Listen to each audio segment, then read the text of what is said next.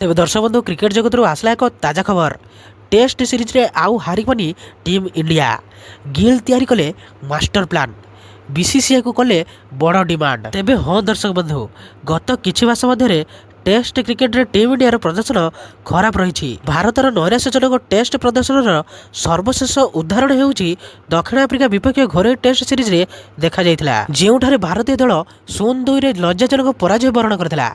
किंतु आउ नुहे, एपरी परिस्थिति पुनरावृत्ति न होगा टीम इंडिया टेस्ट अधिनायक सुमन गिल एक प्रमुख योजना प्रस्तुत करिसेंती, जहां से बीसीसीआई ठारू एक बड़ दाबी करिसेंती। एक रिपोर्ट अनुसार सुमन गिल प्रत्येक टेस्ट मैच पूर्व 15 दिन कैंप पाई अनुरोध करिसेंती। तेबे 13 मास मध्य टीम इंडिया जेतेबेले निज घरोई माटरे 2-2 थर पराजय वरण करथिला, सेतेबेले बीसीसीआई चयनकर्ता एवं दलर लीडरशिप ग्रुप रे एक बैठक करथिला।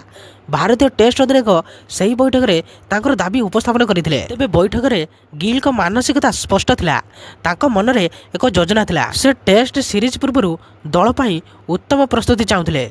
से बोर्ड को अनुरोध करथिले जे प्रत्येक टेस्ट सीरीज पूर्व दल पाई 15 दिनिया कैंप आयोजन करागले ताहा सर्वोत्तम हेबो। तेबे गत वर्ष भारतीय दल को एशिया कप शेष हेबारे मात्र 4 दिन पर घरोई टेस्ट सीजन रे प्रवेश करिया पड़िथिला।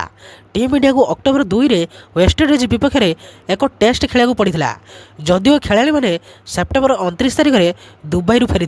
तेबे दक्षिण आफ्रिका विपक्ष घरोई टेस्ट सीरीज पूर्व समान परिस्थिति सृष्टि होता, जोठारे गिल भारतर अधिनायक टेस्ट विशेषज्ञ सहित सीरीज आरंभ होबार मात्र 4 दिन पूर्व ऑस्ट्रेलिया फेरी आसी। तेबे यही प्रकार वीडियो देखापी आपण मैंने यही चैनल को सब्सक्राइब कर दिंतु, कारण यही प्रकार वीडियो आपण मैंने यही चैनल देखा पाइबे।